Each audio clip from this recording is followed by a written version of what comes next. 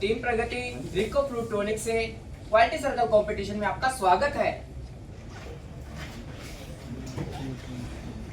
आइए अब मैं आपको अपने ग्रुप से इंट्रोड्यूस कराती हूँ। हमारे ग्रुप का नाम रिको ऑटो इंडस्ट्रीज है। हमारे ग्रुप में टोटल 16 मैन्युफैक्चरिंग प्लांट है और ग्रुप का टर्नओवर 2200 करोड़ है।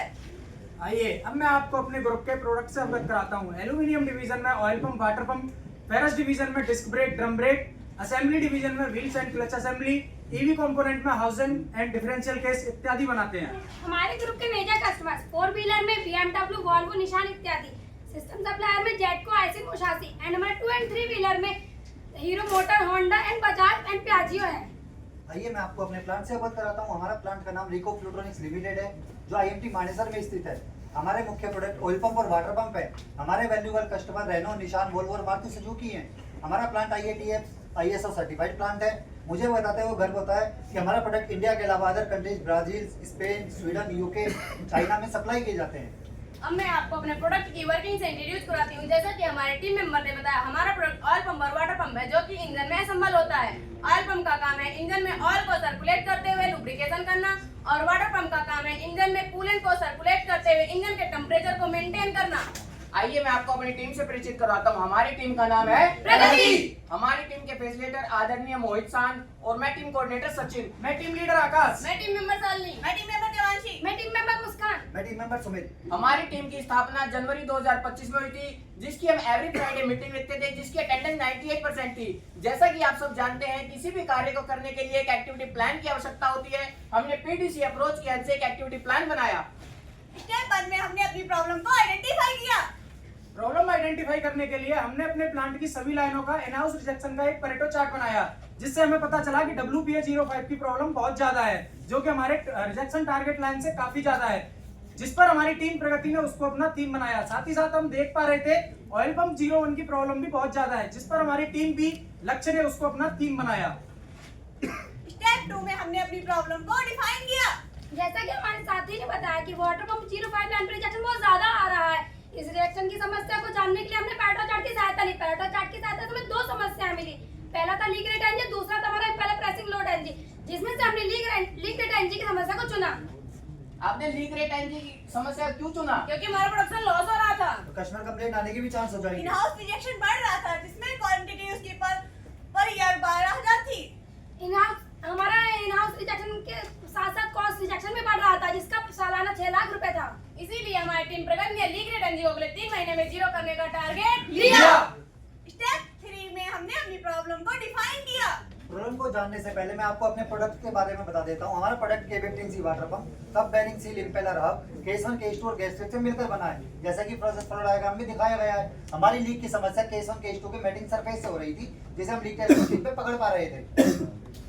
स्टेप 4 में हमने अपनी प्रॉब्लम का एनालिसिस किया। हमने 5W1H अप्रोच से अपनी प्रॉब्लम को एनालाइज किया। हमारी प्रॉब्लम क्या थी? लीक रेट 3 cc से ऊपर आ रहा था। हमारी प्रॉब्लम कहाँ थी? लीक टेस्टिंग स्टेशन पर। हमारी प्रॉब्लम कब पकड़ी गई? मशीन पर चलते दौरान। हमारी प्रॉब्लम किसने पकड़ी? मशीन ऑपरेटर ने। हमारी प्रॉब्लम कैसे पकड़ी गई? मशीन अलार्म दे रही थी। 3 cc के नीचे मशीन ग्रीन सिग्नल देती है, 3 cc के ऊपर मशीन रेड सिग्नल दे रही थी।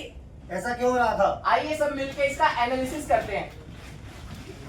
स्टेप 5 में कॉजेस को आइडेंटिफाई एंड वैलिडेट करते हैं। हमने फिशबोन डायग्राम की हेल्प से अपने सभी प्रोबेबल कॉजेस को 4M में बाइफरकेट किया। मैन कैटेगरी में हमें 2 पॉसिबल कॉजेज मिले, जिसमें हमारा अनस्किल्ड मैन पावर का होना और वर्क इंस्ट्रक्शन का फॉलो ना करना, जिससे हमें पता चलता है कि यह कॉज हमारा वैलिड नहीं है। इससे हमारा कंक्लूजन निकला मैन सिग्निफिकेंट कॉज नहीं है। मेटल कैटेगरी में हमने 5 कॉज को फाउंड किया, जिसमें था हमारा group width and depth NG. हमने ग्रुप विड्थ और डेप्थ को केस 1 से चेक किया, जो कि ओके थे, इसलिए हमारा कॉज वैलिड नहीं है। गैस्केट की डायमेंशन का एनजी और गैस्केट का कट और डैमेज होना, जिसे हमने चेक किया और हमने पाया कि हमारा वैलिड कॉज नहीं है। केस ग्रुप में कंटामिनेशन का होना, हमने एनजी पार्ट को ओपन किया, जिसमें हमें चिप्स मिली, जिसकी वजह से हमारा पार्ट लीक हो रहा था, इसलिए यह कॉज हमारा वैलिड है। इससे हमारा कंक्लूजन निकला मटेरियल सिग्निफिकेंट कॉज है।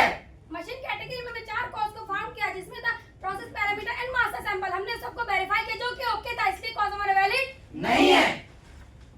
लीक यूनिट की कैलिब्रेशन का और बोल्ट टॉर्क का एनजी होना, जिसे हमने चेक किया और हमने पाया कि हमारा वैलिड कॉज नहीं है। इससे हमारा कंक्लूजन निकला मशीन सिग्निफिकेंट कॉज नहीं है। मेथड कैटेगरी में हमने 3 कॉज को फाउंड किया, जिसमें पहला था हमारा गैसेट असेंबली सीक्वेंस। हमने गैसेट असेंबली सीक्वेंस को वेरीफाई किया, जो चेक करना, हमने मशीन पे जाके चेक किया जो कि WI के हिसाब से ओके थी और मशीन से इंटरलिंक भी थी, इसलिए हमारा कोच वैलिड नहीं है। कोज 3 गैस्केट का ग्रुप में सही ढंग से ना बैठना। हमने एनजी पार्ट को डिसमेंटल किया और हमने पाया कि हमारे गैस्केट की पोजीशन एनजी थी, जिसके कारण केस 1 और केस 2 के बीच में गैस्केट पिंच हो रही थी, इसलिए ये हमारा वैलिड कोज है। इससे हमारा कंक्लूजन निकला मेथड सिग्निफिकेंट कॉज है। स्टेप 6 में रूट कॉजेस को आइडेंटिफाई करते हैं। सभी कोजेस को वैलिडेशन करने के बाद हमें 2 सिग्निफिकेंट कोज मिले। एक है केस ग्रुप में कंटेमिनेशन का होना और दूसरा गैस्केट का पिंच होना। आइए अब हम अपने पहले वैलिड कॉज का वाई एनालिसिस करते हैं। केस 1 के ग्रुप में कंटेमिनेशन मिला। अच्छा, लेकिन कंटेमिनेशन क्यों मिला? मशीनरी के दौरान ग्रुप से चिप रह गई थी, चिप क्यों रह गई थी? क्योंकि वॉशिंग में चिप रिमूव नहीं हो पाई थी। वॉशिंग में चिप रिमूव क्यों नहीं हो पाई थी? क्योंकि वॉशिंग के दौरान एयर ब्लोइंग नहीं हो पा रही थी। अच्छा, एयर ब्लोइंग क्यों नहीं हो रही ये थी? स्टार्टिंग से ही प्रोसेस चल रहा था। क्या यही हमारा रूट कॉज है? हाँ, यही हमारा root cause है। अब हम सेकंड वैलिड कोज का वाई एनालिसिस करते हैं। केस 2 केस 1 के बीच गैसेट पिंच हो रही थी केस 1 केस 2 के बीच गैस्केट क्यों पिंच हो रही थी? क्योंकि उसकी रील्स ग्रुप में सही से बैठी नहीं थी, उसके बीच सही से ग्रुप में क्यों नहीं बैठी थी? क्योंकि उस पे अनइवन फोर्स लगा था, उस पे एनिमल फोर्स क्यों लग रहा था? क्योंकि उसको मैनुअली बिठाया जा रहा था, उसको मैनुअली क्यों बिठाया जा रहा था? क्योंकि हमारा स्टार्टिंग से प्रोसेस डन यही है। क्या यही हमारा रूट कॉज है? हाँ, यही हमारा रूट कॉज है। Step 7 root causes and validation. जैसे कि हमारे साथी ने बताया, केस 1 के ग्रुप में कंटामिनेशन का मिला और गैस्केट का पिंच होना, 2 वैलिड कोज निकले, जिसके बेस पे हमने 10 पार्टों का मैनुअल ट्राई किया और लीक वैल्यू 3 से ऊपर पाई, जिससे हमें पता चलता है कि कंटेमिनेशन का मिलना और गैस्केट का पिंच होना हमारा एक वैलिड रूट कॉज है। Step 8 corrective action. हमारी टीम ने ब्रेनस्टॉर्मिंग की और कुछ सॉल्यूशन सजेस्ट किए जो कि इस प्रकार हैं। हमने मशीनिंग में केस 1 के ग्रुप में से कूलेंट का फ्लो ड्रिल के साथ शुरू किया। लेकिन भाई कूलेंट का फ्लो तो हम पहले भी करते थे। पहले कूलेंट का फ्लो ड्रिल के साथ ना होकर आउटसाइड से हो रहा था, जिससे चिप्स फ्लश आउट नहीं हो पा रहे थे। इसके साथ ही हमने अपने मशीनिंग पार्ट को कूलेंट में डिप करना भी शुरू किया। इसके बाद ही हमने वॉशिंग के दौरान चिप्स रिमूविंग के लिए एयर गन का प्रयोग करना स्टार्ट किया। पहले हमारे गैस्केट असेंबली ऑपरेशन पे चिप्स रिमूविंग का कोई भी सिस्टम नहीं था। अब हमने गैस्केट असेंबली ऑपरेशन पे वैक्यूम क्लीनर को इम्प्लीमेंट किया और उसे मशीन के साथ इंटरलिंक भी किया। पहले हम गैस्केट की असेंबली मैनुअली करते थे, अब हमने एक फिक्सर के माध्यम से उसकी असेंबली करना स्टार्ट किया, जिससे कि जो हमारा फोर्स है वो केस 1 के ग्रुप में इक्वली डिस्ट्रीब्यूट हो सके।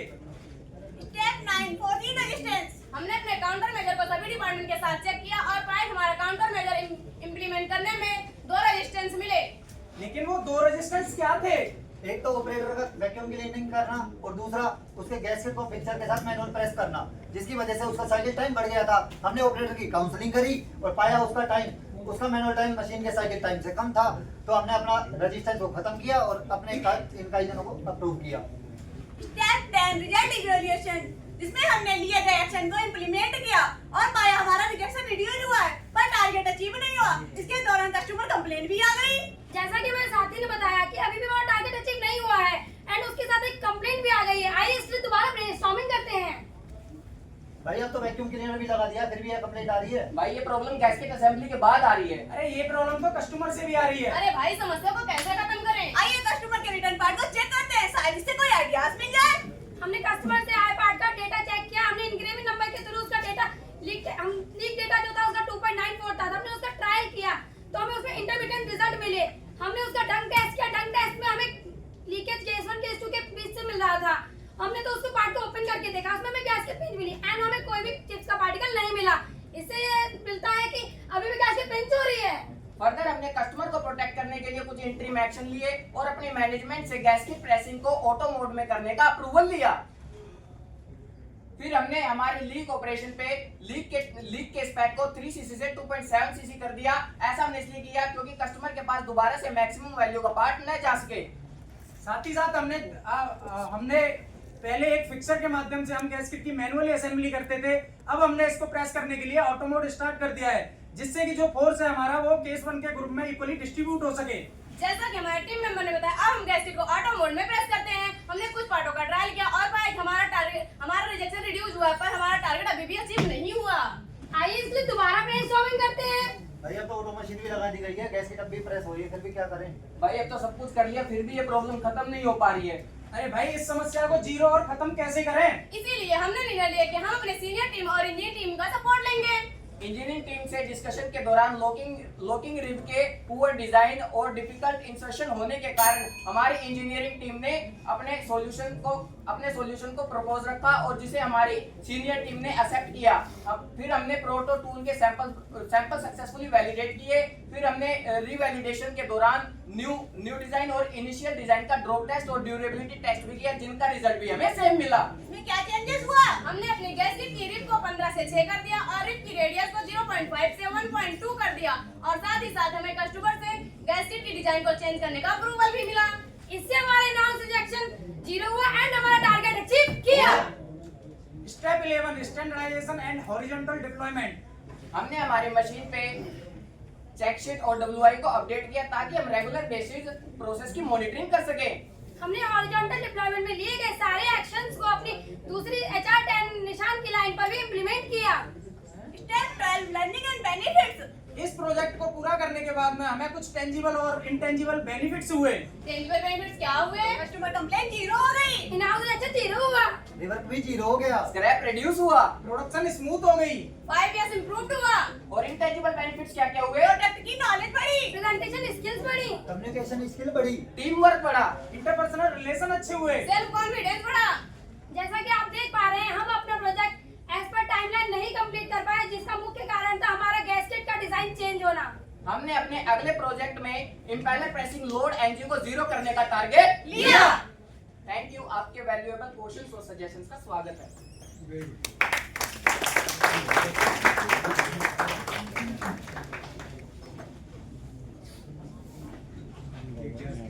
पहले ही बढ़ा दिया होगा, बढ़ा दिया तो पहले ही